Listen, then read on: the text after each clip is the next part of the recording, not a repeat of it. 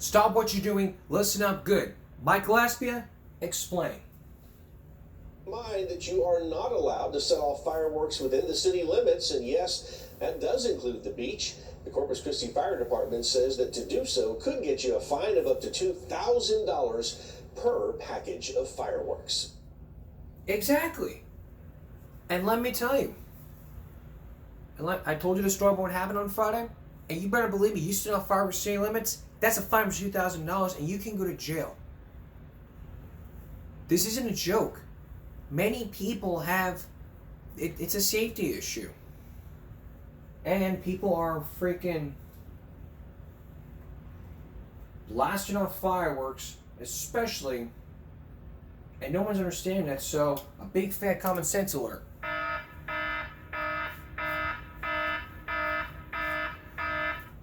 Let's go pop some fireworks on the beach!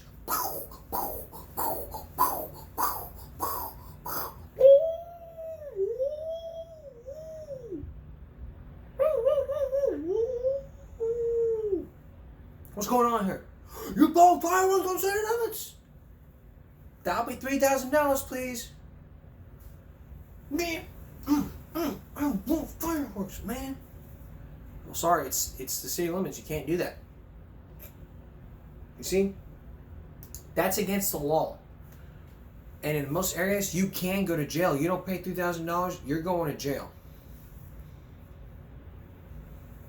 That's happens. This is what happens here in the state of Texas. You set off fireworks at the beach or at city limits, you're going to be paying a lot of money. $3,000 to be exact, or $2,000.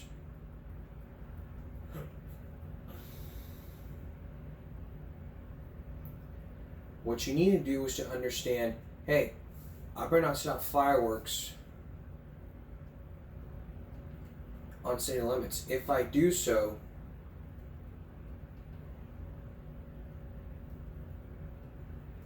then I can pay a fine.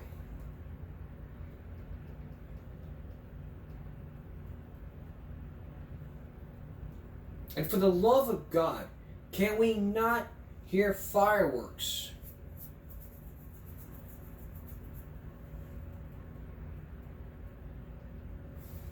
Like, I don't want to hear it the day before the 4th of July, the day before, days before. I don't want to hear that.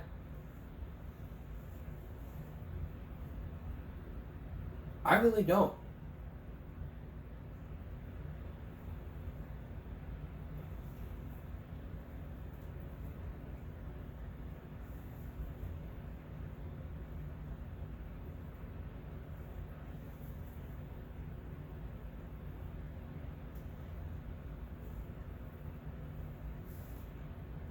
But if I did, I would never imagine somebody blowing off fireworks like 3 o'clock in the morning when people are trying to sleep.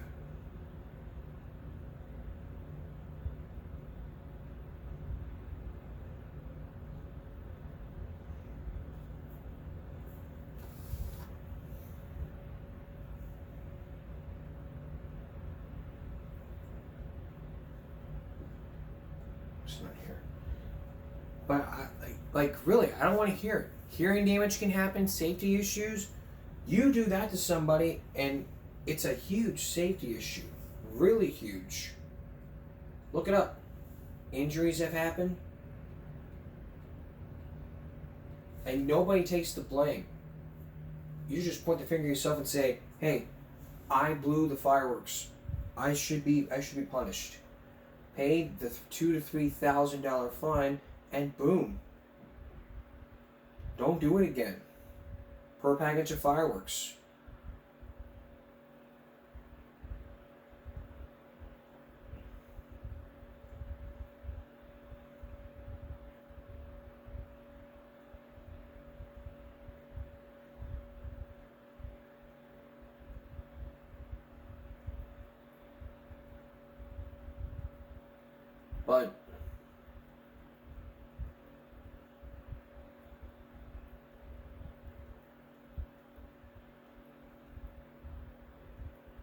But again, the fireworks safety. They're illegal within city limits. Never use fireworks under the influence. Never let children hear fireworks. Light fireworks away from homes and properties. And soak fireworks in water before dispensing. If you follow those safety rules, there's common sense that'll be raised to you. And if you don't follow the law, there's consequences. Jail time. Jail time's a possibility. So what you need to do is say, hey, this year, let's not light some fireworks. Let's go watch the fireworks. That way you'll be safe. And don't be doing it while you're drunk. Like, I hate this guy. Throw a firecracker at him. It's a safety issue. You throw a firecracker at someone, and they could lose a finger or two. Like that. Throw a firecracker at a finger. Pop, pop, pop, pop, pop. All 5 fingers lost thanks to you. And that sorry person can drag your sorry ass to court, where you have to pay a fine or go to jail, depending on one of the two. So try to understand.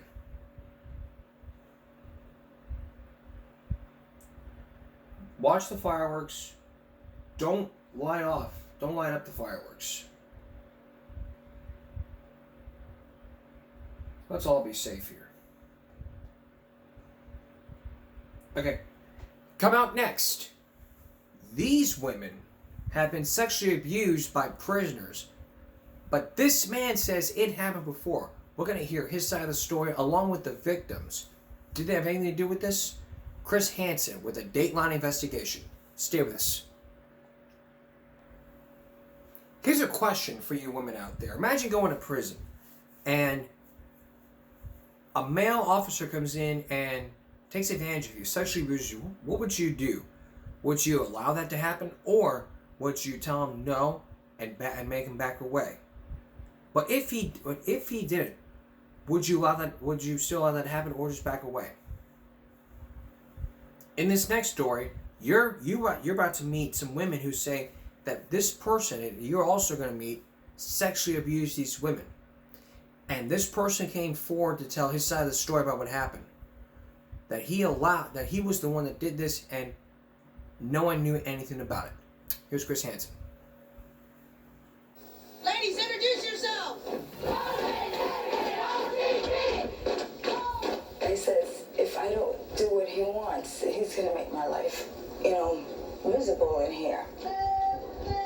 Left, right, left. He just told me, stay in there and let me look at you. He made my worst nightmares come true. Keep on low. It's indescribable. March. What is indescribable, the women say, is the abuse they suffered at the hands of men. Men who were paid by the government to watch over them. The women were inmates at prisons and jails across the country, run by counties, states, even the federal government. They admit they deserve to be there, to pay their debt to society for the crimes they committed. But they say their sentence did not include sexual abuse and exploitation at the hands of male corrections officers. Officers like Lyle Baker, who says that when he caught 2 inmates breaking the rules, he considered it an opportunity. I caught 2 female inmates kissing in a mess hall. I sent the one back, and I told the other one, I says, I'll meet you in the bathroom, we can go in there and, we'll have oral sex or whatever, and then otherwise I'll write you out. And I said, I'll make a ticket look good. And I said, you'll never get out of lock. And she complied with this? She complied with it. She said, there were no troubles. How did you feel about yourself after that first experience? I felt like I had the power. Like, oh, it was all right. I had control of the woman instead of a woman trying to get control of me. No one would argue that Lyle Baker is typical of all male corrections officers in female prisons. And as you'll see later, he has a surprising personal reason for talking about this. But some human rights advocates believe Baker is a textbook example of a problem that prison officials throughout the country have not done enough to prevent. You've got more women in prison, more men guarding them, and nobody minding the store. It's in essence a disaster waiting to happen. Dorothy Thomas co-authored a report on sexual abuse in U.S. women's prisons for the group Human Rights Watch, which spent 2.5 years investigating women's prisons in 11 states. How would you describe the situation in the typical women's state prison today? In essence, a highly sexualized often very hostile environment in which all kinds of inappropriate sexual conduct are occurring, and very little steps are being taken to do anything about it.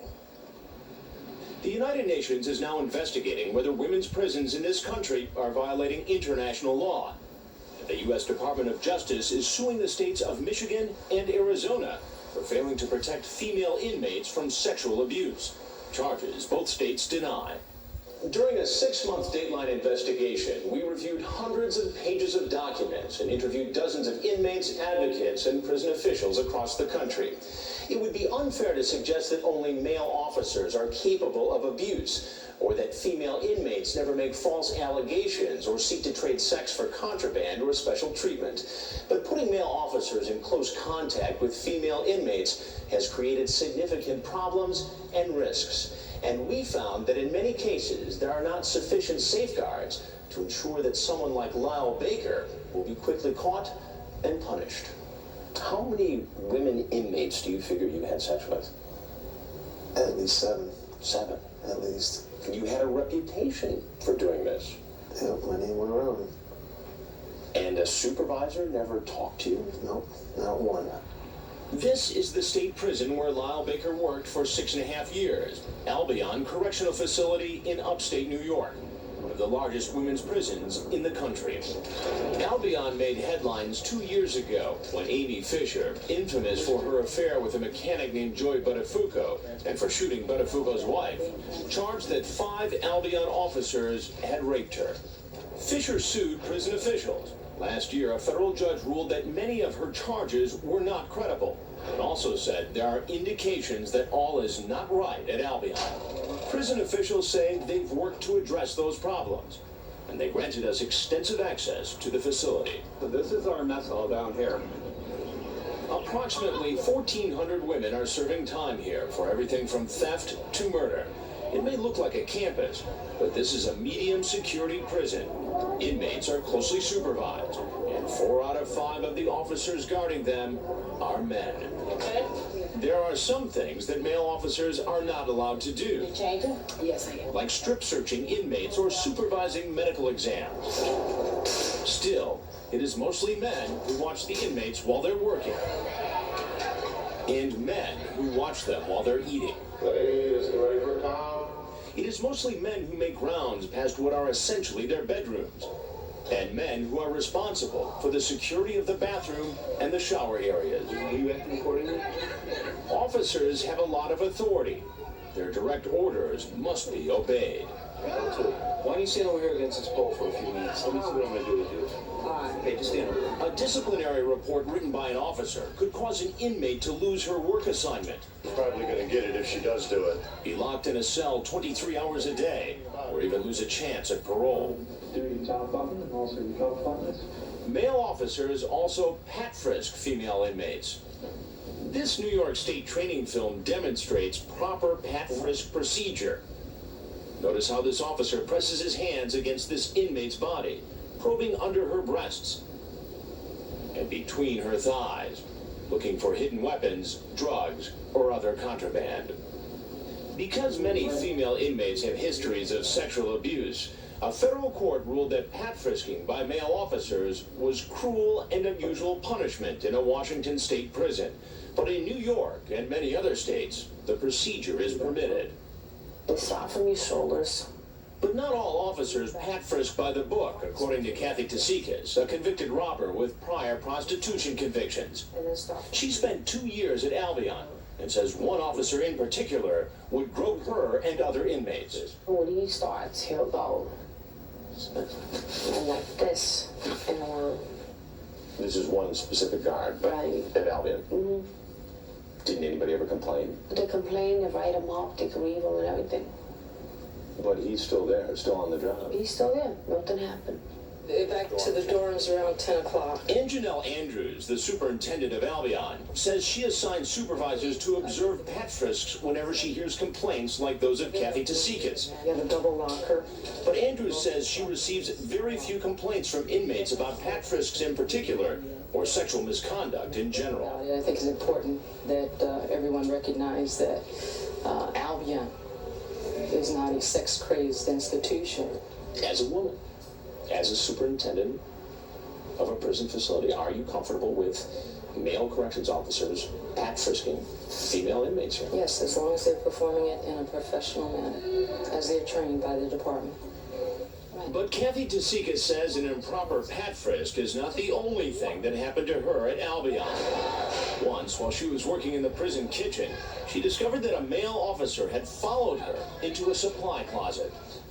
And by the time I had the door closed, he was masturbating in front of me. He just told me, stand there and let me look at you. Stand there and let me look at you. I didn't know what to do. I froze.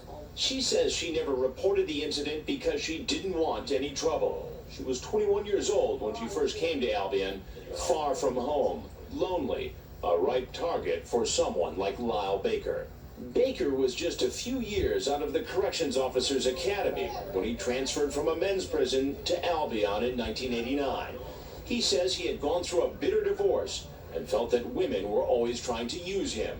Working at Albion provided a way to get even. We're here now. It's like now it's my turn.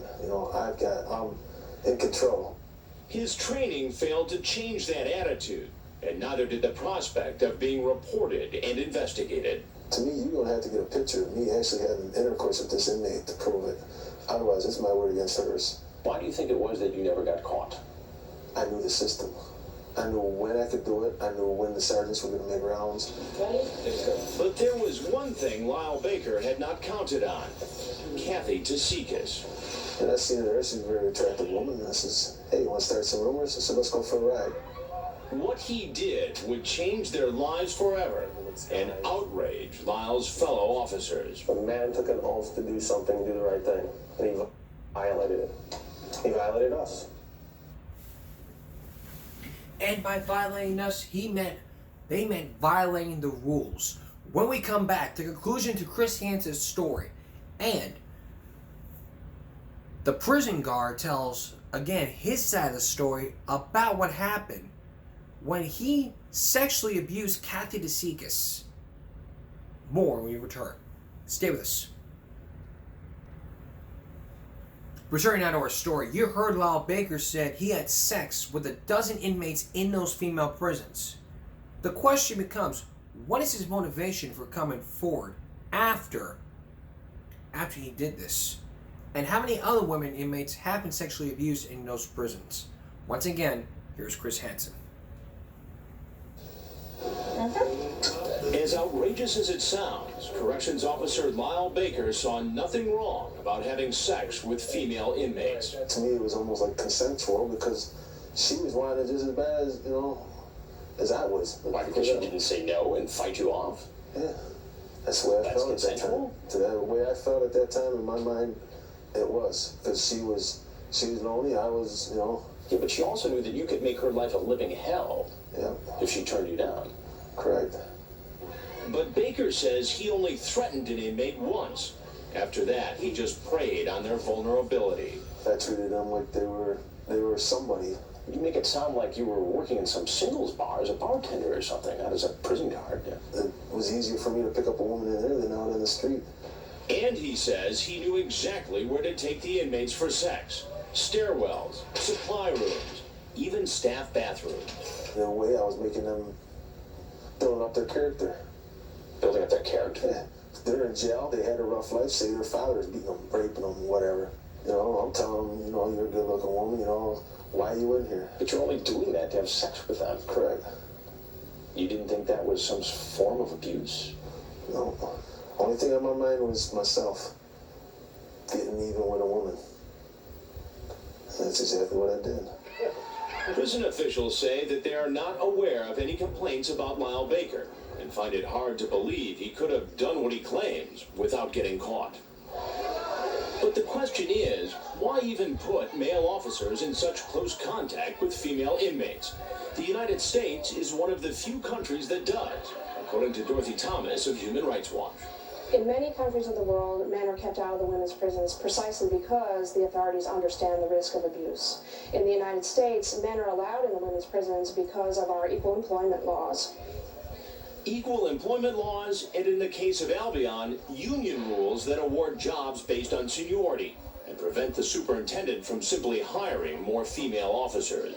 So, to anybody who says, hey, look, they can get more female corrections officers if they wanted to, you would say, I love it. these Albion corrections officers don't think men guarding women is a problem, and they are outraged that Lyle Baker has tarnished their image. I'll meet you in the bathroom, we can go in there and, have oral sex or whatever, then otherwise I want to break you up. And I said, I'll make you take a look good. And I said, you'll never get out of alive. If he wants to brag to everyone that that's what he's doing, there's definitely something wrong with that man. What we've seen on that screen is not the norm. We're responsible people. People like Lyle Baker, they make us look bad. All right, ladies, take it out. In fact, the officers say that they are all well aware that having sex with inmates would make it nearly impossible for them to do their jobs. I think the best line I heard was the first day I walked in Albion. If you have sex with one of them, you better be prepared to have sex with all of them. Because they're all going to own you. Because that's where the manipulation comes in, that's where the blackmail comes in. This officer says an inmate threatened to falsely accuse him of sexual misconduct if he didn't look the other way when she broke prison rules. Just trying to make things tough for me. You believe that the proper checks and balances are in place? Yes. Do you think that more should be done? I don't know what more could be done, to be honest. We just don't see it, and none of us would tolerate it. But if Lyle Baker had sex with 7 female inmates in the course of 6 to 7 years, what does that say about the system of oversight at Albion, that nobody ever caught him? I don't think he's credible. He said it was easy. He said, you could just sneak off into a restroom or work area. We find it all funny because you're never alone. Never alone? It's almost impossible. It borders on impossible. But it isn't impossible, according to dozens of current and former inmates across the country, who told Dateline that there are ample opportunities for abuse.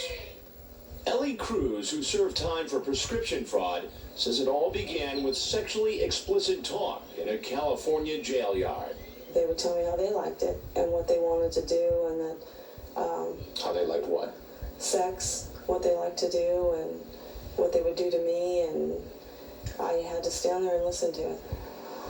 At this jail in Osceola County, Florida, Tanya Ross, who served time for drug and prostitution charges, says she was pressured to have oral sex with 4 different officers over a 2-month period, even though she was pregnant at the time. I know I've committed crimes in the past, and I was there to do my sentence, but that was not part of my sentence, to take and perform oral sex with the officers. And one of the most common things women told us is that they faced retaliation by officers if they complained. Take the case of Robin Lucas, an aspiring basketball player who served time for bank fraud. She says that when she reported misconduct by an officer in this federal prison in Dublin, California, the officer retaliated by allowing 3 men, presumably male inmates, into her cell at night. Before I could struggle, I was restrained and put in handcuffs behind her back. There was a lot of profanity, lots of punches. Solid punches. They raped you. They sodomized me. What were they saying to you that night? You're gonna keep your mouth quiet. Shut up. So far, no one has been prosecuted in any of these cases. The officers accused deny the charges and say the women are lying. But some of the officers accused did resign. It's been a long struggle. In Robin Lucas's case, the Justice Department says its investigation found inconsistent and insufficient evidence that she was raped. When Lucas and 2 other inmates sued the Federal Bureau of Prisons, it admitted no wrongdoing, but agreed to pay $500,000 and make changes in the way it handles complaints of sexual misconduct. And what about Lyle Baker's misconduct? We couldn't track down all the female inmates he claimed to have had sex with. In fact, one we did find denied Baker's claims. Another inmate has since died, but a friend of hers from prison confirmed that that inmate did in fact have sex with Baker behind bars. Both women we spoke to said they were well aware of Baker's reputation. And so was Kathy Tasikas, who met Lyle Baker while she was working in Albion's mess hall. He said, come on, let's go start some rumors. And I says, hey, you want to start some rumors? I said, let's go for a ride. Because I used to deliver food around in a big truck. How close did you and Lyle get? We got intimate, real close. We had sex. You were in a sexual relationship? Yes. In the prison? Mm-hmm. You never got caught? No, never got caught. And a lot of people have been seeing the story and say, wait a minute, how could this possibly go on in a prison? It goes on. It goes on. Lyle Baker's no longer working at Albion. Not because he was caught having sex with inmates. In fact, he was never even reprimanded for that. He was forced to resign in 1996 because he married an inmate after she was released. That inmate is none other than Kathy Tasikas. A corrections officer is not supposed to consort with a former inmate, even if that inmate is his lawfully wedded wife. I had to go to jail to find the person I love. You truly believe that? Yeah. They portray it as being a Romeo and Juliet story. We met behind bars under candlelit skies, and it's disgusting. The man took an oath. The man took an oath to do something, do the right thing, and he violated it. He violated us. Kathy Tasikas ended up back in prison. She violated parole by traveling outside of the United States with Lyle. And Lyle? Last time we saw him, he was working odd jobs and hoping that other officers didn't do to his wife what he says he did to so many inmates. Why are you speaking out about this? You're confessing to some things that don't say a lot about your character back then. Back then, my character was bad. And now it's almost like I'm trying to warn these guys, the younger ones, 25, 20, even some of the older ones. So people can see this and say, well, he's pretty self-righteous now that it's his wife in there. Yeah. One thing I can say is it happened. Males should not work with female inmates. But in the end, is getting rid of male officers really the answer? Not according to Human Rights Watch, which is calling for better training and monitoring of prison staff, independent investigation of complaints, and criminal prosecution of officers like Lyle Baker. Should you have been punished for what you did, having sex with those 7 inmates? Yeah, what I did. It wasn't right. But there ain't nothing I can do now. All I can say is it's going to happen again. Since we completed our story, Kathy Tasikas has been paroled, and she and Lyle Baker are now living in upstate New York. New York now has a law making it a crime for corrections officers to have sex with inmates under any circumstances. According to Amnesty International, all but 8 states have a similar law. And most states do have those similar laws. But he told his story, told us that story, and I'm really glad that something was done.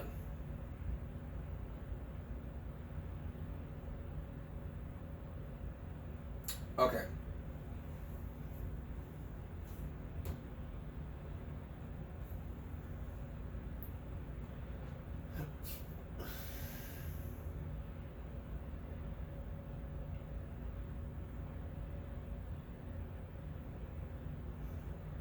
Coming up next, this woman was blind until a program helped her out with dogs. Dennis Murphy with Guiding Eyes. Stay with us. A few or 2 days ago, we did a story about a blind person who could do anything he wanted by playing football. His name was Travis Freeman. He was blind before he could want to play football before he was blind. His name was Travis Freeman. And all he wanted to do was to play football. But his parents wanted him to be the manager. The coach said no. But the coach made him do center. Not in his next case not in the case of his next story you're about to meet. It's about a woman with wit and guts. And we can all use that when it comes to stuff like this. Here's Dennis Murphy.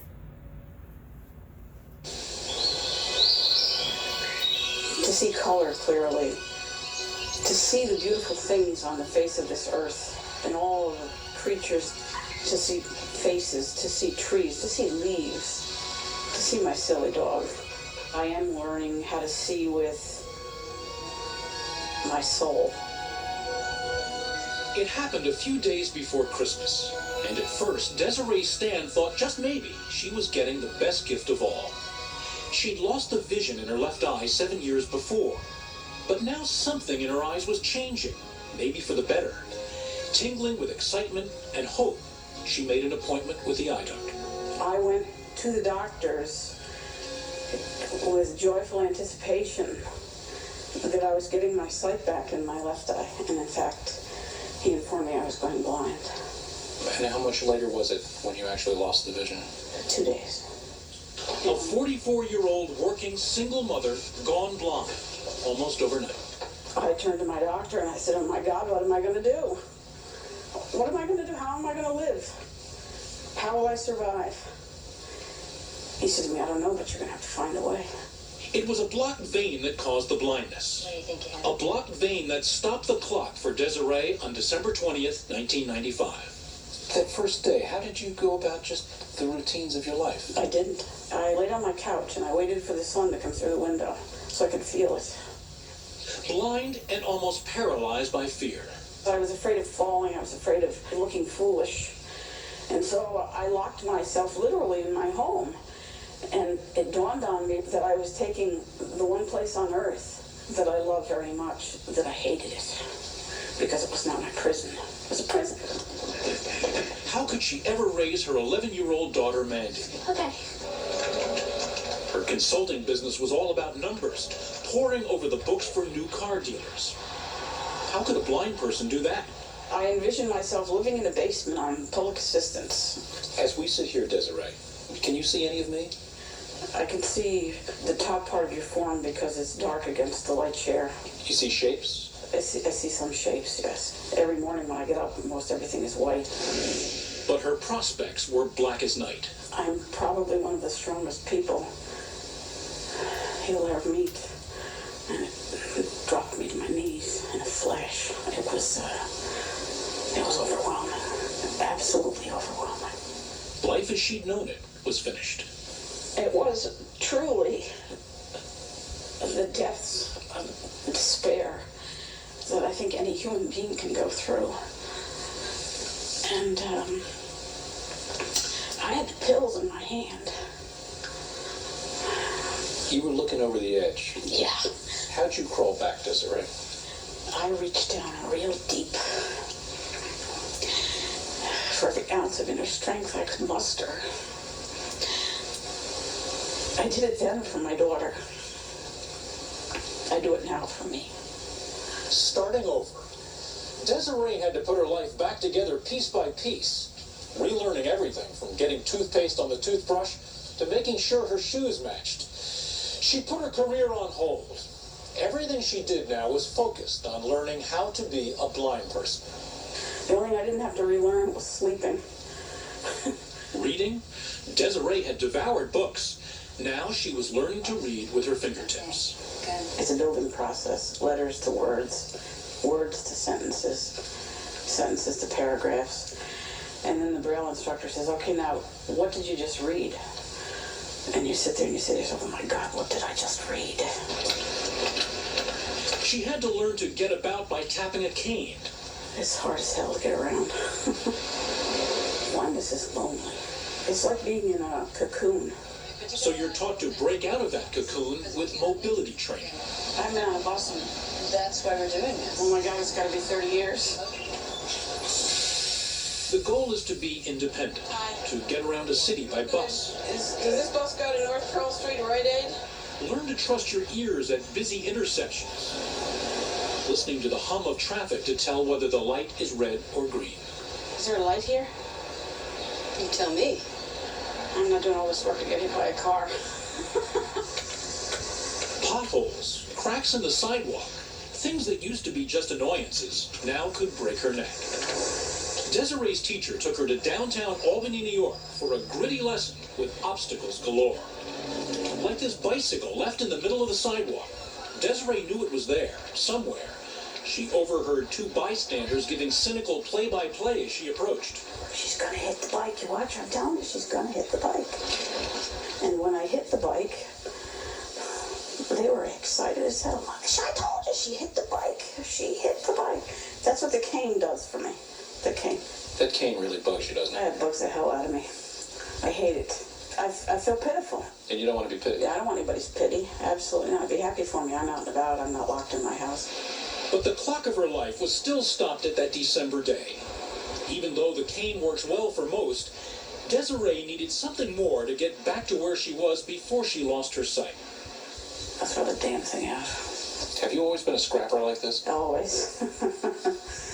It's my middle name. That's when she decided to heed a friend's advice and investigate the possibility of getting a guide dog. I just think there's more dignity in having a guide dog. But how could a small bundle of fur ever give her the hope and confidence to get her life back on track? She'd been told that the matchup of guide dog and blind person didn't always work out. The dog required a lot of care. And most of all, could she literally entrust her life to an animal? How are you? Then there was her cherished pet, Piglet. What would he make of another dog on his turf? Would Desiree have to give Piglet away? I missed you. She weighed the pluses and minuses, and on a September day, 8 months after she lost her eyesight, Desiree found herself with some trepidation, arriving for the first day of what she calls boot camp. I can't believe I'm finally here. You made it. For the next month, Desiree and 10 other students will live and train at a special school, Guiding Eyes for the Blind, in a suburb of New York City. She almost missed the fall class. She had a medical setback. Hemorrhaging in her right eye required 2 laser surgeries. Desiree's vision is worse than when we first met, and there's now an urgency to make the guide dog approach work. But there are no certainties. Does everybody make it? Not 100%. Sometimes, very unusually, but sometimes the match does not work right.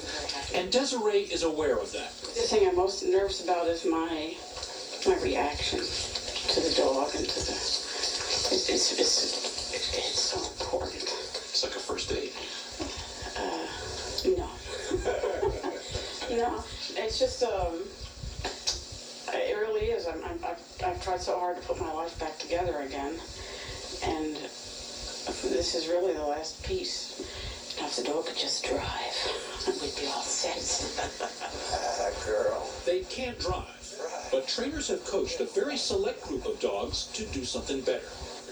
For 4 months now, they've been drilled intensively on navigating all the hazards and pitfalls their blind humans will face every day. Forgot something. Trained to move and harness confidently in response to a word, a gesture.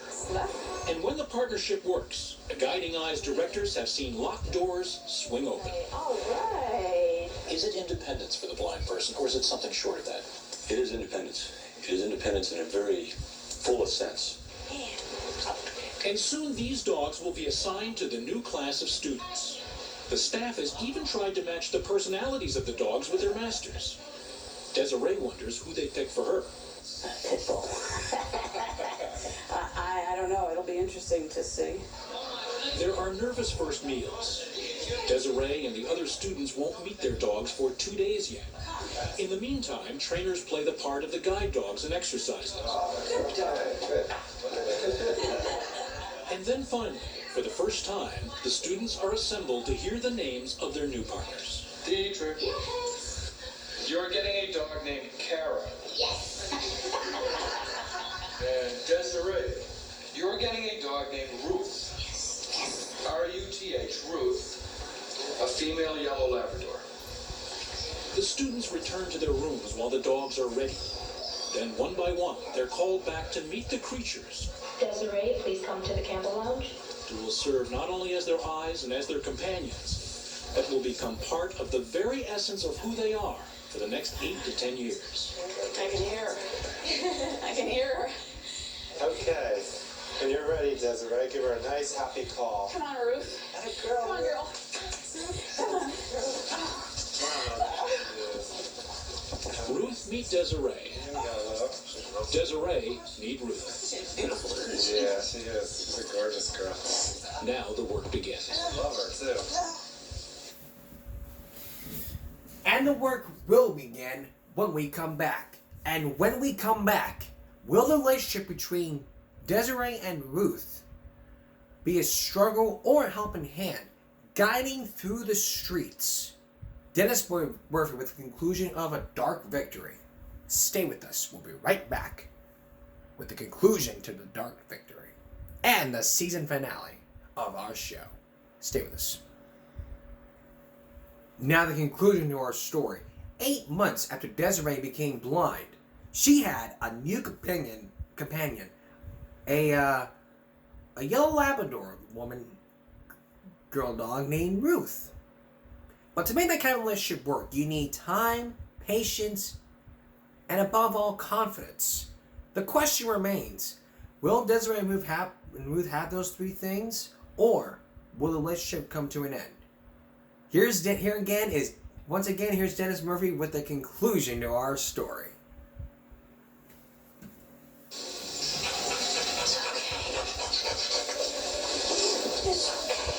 Ruth and Desiree, a partnership begins with tears. Happy tears. End of stress tears. We're gonna do fine. And with the partnership come rules. We're gonna do fine. The first one, for the next 4 weeks, only Desiree can call Ruth by her name. It's important for Ruth to wean herself from her trainers and bond with Desiree. How's everybody doing? While Desiree has been learning how to be blind, Ruth has been learning a new way to see. Now fate has brought them together. Ruth, like these pups, was born at the Guiding Eyes Breeding Center. The president, William Badger, believes Labradors make the best guides. Labs are, from our experience, just the best combination of strength, friendliness, and I guess most of all is confidence. Puppy, good boy. But only a few good dogs can really do this job well. At 7 weeks, each puppy is given a test, a preliminary indicator of whether the dog has what it takes to be a good guide. Trainers use towels, a toy duck, an umbrella to test the puppy's demeanor, confidence, and energy level. But he's very relaxed, he's very playful, which is wonderful. And then the best and the brightest are sent off to foster parents, puppy raisers. Scotty, this is your new family. Families willing to take adorable puppies into their homes, make them part of their lives, only to do the very difficult thing of handing them back over to the guide school after a year. So you want to just use little pups. The raisers teach the dogs basic obedience, how to heel, how to sit, stay. There, here's our new puppy. Her name is Ruth. Desiree's dog Ruth grew up in suburban Virginia with the Lebanon family. The dog played with the kids, shared the holidays. It was something very important to always remember that it wasn't really your dog, because it's so easy to get attached. They still cried when she left, though. It's an extraordinary commitment. It takes a unique individual. Without them, obviously we wouldn't have the dogs to train and to provide our service to our blind students. That's a girl. After a year with her foster family, Ruth is back in the hands of Guiding Eyes trainers, where she'll go through intensive training for 4 months. Head trainer Russ Poe says he's not sure how, but at some point, it all clicks for the dog. He understands what he's being asked to do. The essence of what a guide dog does is walk down the street following a defined path and avoiding obstacles on it. When it comes to the end of that path, they stop and await another directional command. She's done this before, though, right? Now, on their first day out together, Desiree and Ruth have to find their comfortable pace together. It's like learning to dance with a new partner. Well, that was our first jaunt together. What do you think? Pretty decent. Pretty decent. Not bad for a blind woman. Do you think the dogs understand that their master has a disability? I don't think they could ever understand that a person doesn't see. However, there are many, many guide dog users who will relate to you anecdotes that the dog in fact understands that they do not see. For instance, dogs are colorblind and can't tell if a stoplight is red or green. So what happens when the blind master gives the forward command when that light turns red and traffic's coming at them? The dog will ignore that command. They will not, leap into the pits of hell just because someone has said forward. And so that's what we call intelligent disobedience. She's still madly in love with the trainer. 2 weeks into training, and the bond between Desiree and Ruth isn't there yet.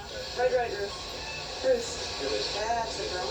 That's not unusual, and they're not about to give up. The pair take on city streets and malls, learning each other's moves. That's a good girl. After 3 weeks of training in suburban streets, it's time for Desiree and the class to take on a mind-boggling challenge. Manhattan. Move forward. It's a guide dog Everest. 7 million people hurrying here and there in an elbow-swinging New York City minute. And a blind woman and her new dog are expected to take it on. Welcome to New York. Desiree and Ruth plunge in. Subways. Crowds. Forward.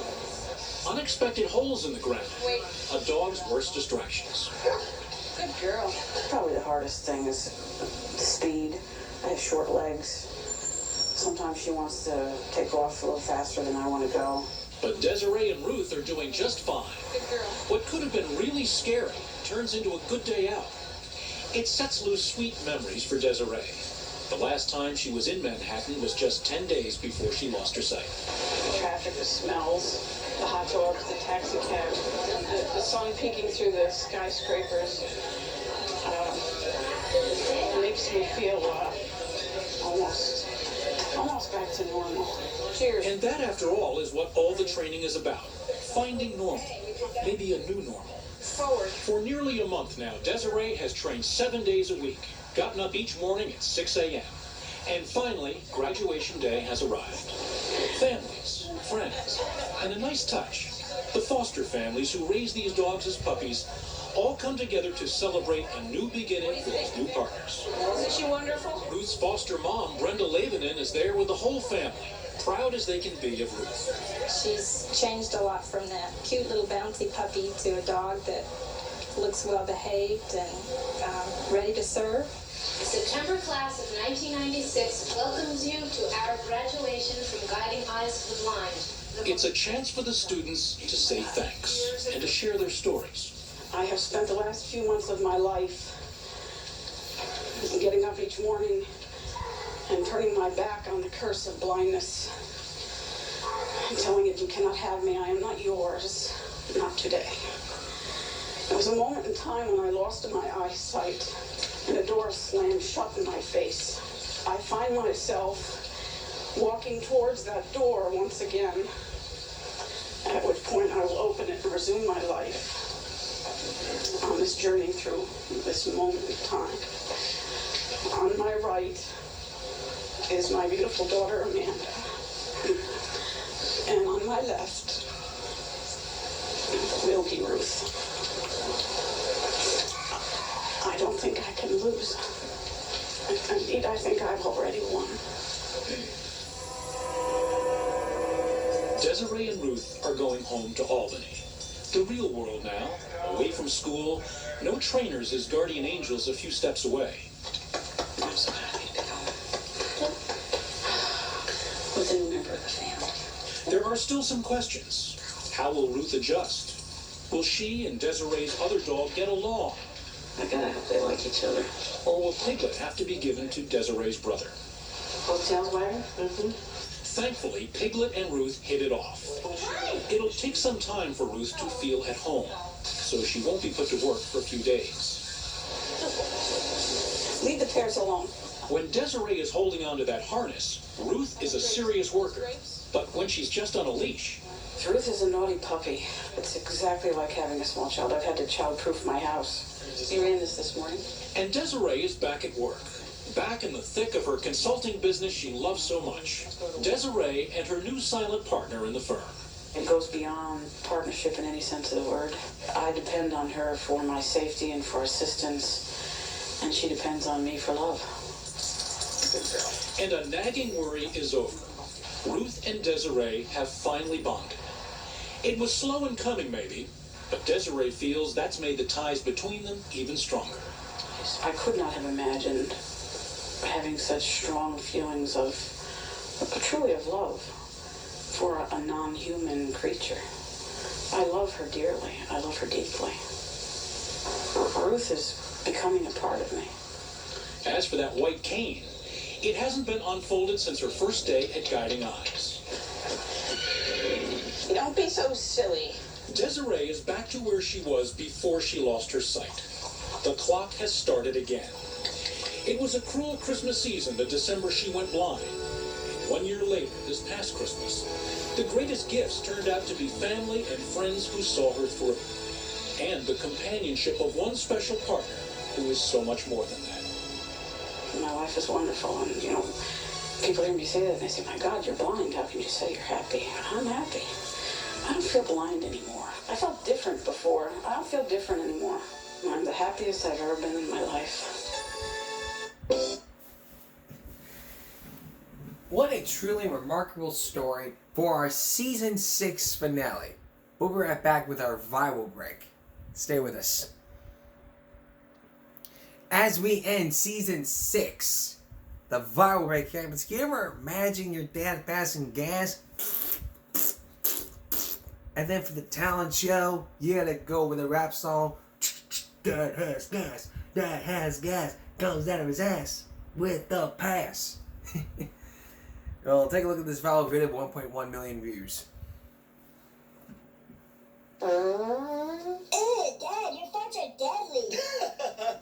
My bad. It's not funny. I have my talent show later today. I need to stay alive. Man, be quiet. My farts aren't that bad. Oh my gosh, not again. Later that day. This song is called Dad Has Gas. Dad has gas. Dad has gas. It is shooting out his ass. It is very freaking bad. And he's gonna lose my mom real fast. It is here, it is there, it lingers everywhere. The neighbors are all crying, cause I think they might be dying. Flowers will at his feet, cause the earth came to feed. Since his butt went nuclear today, he caused a natural disaster, cause he's the fart master. Dad has gas. Dad has gas. Dad has gas. Very, very bad.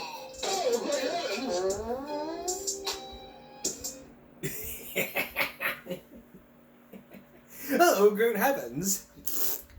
And he died.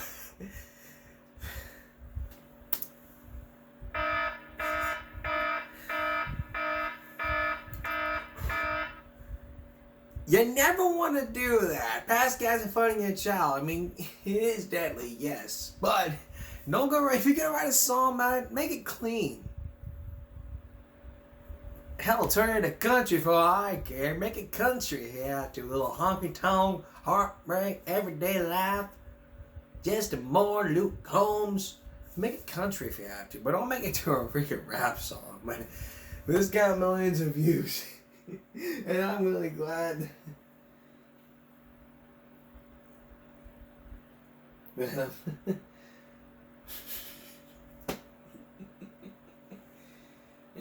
well, you know what? I have nothing else to say except to say that's it. That's a wrap for Season 6 of Give Me a Break. And that's Give Me a Break for the Saturday going to Sunday. And again, that's it for Season 6. We're back again for Season 7 of the show after Labor Day. And on the GBU show, we're still going to do our throwback. We're not going to do our Throwback Thursdays. We may do those Throwback Thursdays, but we're not. We may do this, but we're not going to.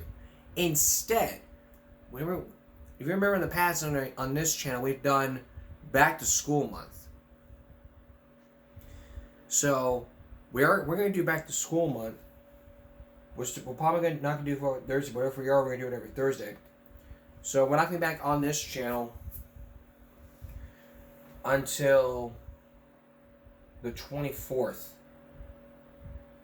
which is 4 weeks away. So I'll see you in 4 weeks for the Back to School Month, either on here or on the GMU channel. We might do Throwback Thursday, but we're not going to, so we can get some rest here. Have a great, safe 4th of July, and thank you all for watching Season 6 of Give Me a Break. Thank you for helping me celebrate 6 years of this broadcast. I can't wait to return to Season 7. Have a good night. I'll see you all in 4 weeks.